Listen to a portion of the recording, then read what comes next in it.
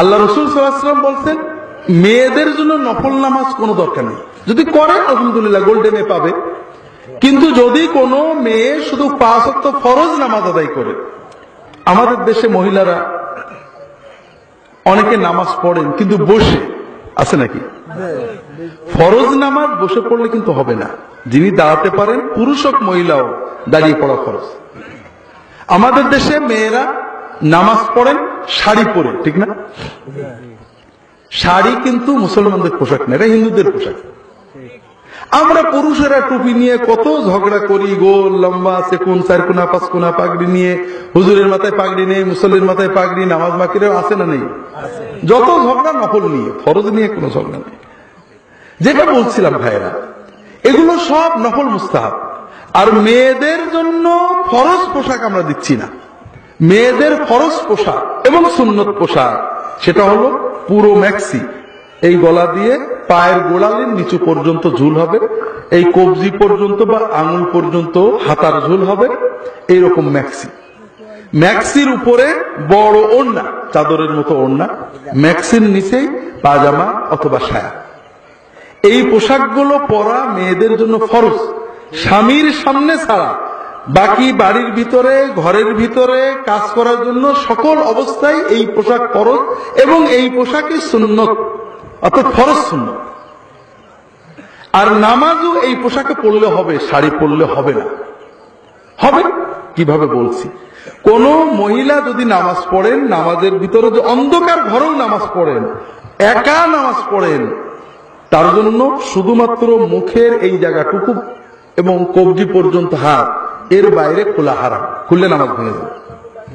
যদি কোনো মহিলা একা ঘরে অন্ধকারে নামাজ পড়েন, কাপড় আছে, কাপড় নেই ন্যাংটোয় নামাজ হবে।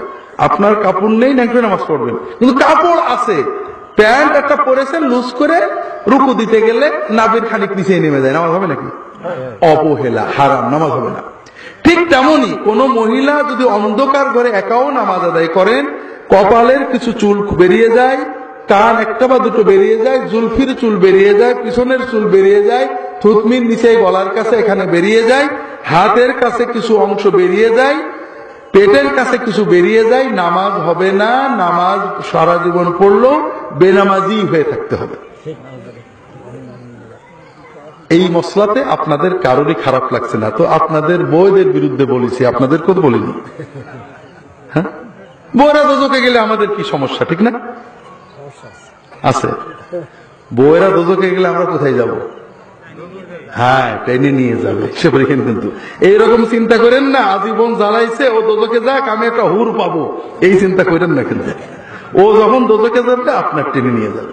আমার কাছে একজন মহিলা দুবাই থেকে ফোন করেছে, খুব কান্নাকাটা করে, চিটাগাংয়ের মানুষ, যে স্বামীটা ঠিক করে নামাজ পড়তে চায় না, কত বলি, জুমার দিনে যায় তাও দেরি করে যায়।